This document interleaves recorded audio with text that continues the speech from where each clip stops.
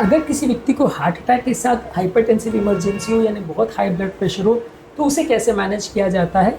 Heart attack के patients में obviously patient को आईसीयू केयर और मॉनिटरिंग की ज़रूरत होती है, तो पेशेंट को आपको हॉस्पिटल में एडमिट करना पड़ेगा।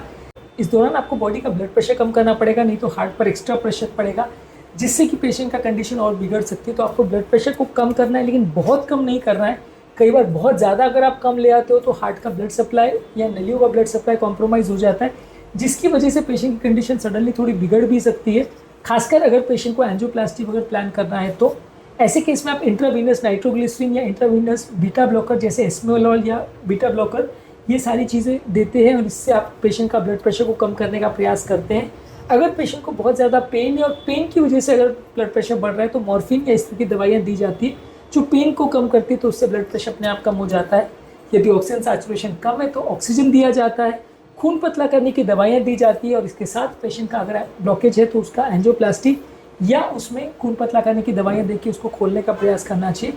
अक्यूट कोरोनरी सिंड्रोम में आपको ब्लड प्रेशर को और हार्ट अटैक को दोनों को साथ में ट्रीट करना पड़ता है इस तरह से, ताकि दोनों प्रॉब्लम्स ना क्रिएट करें।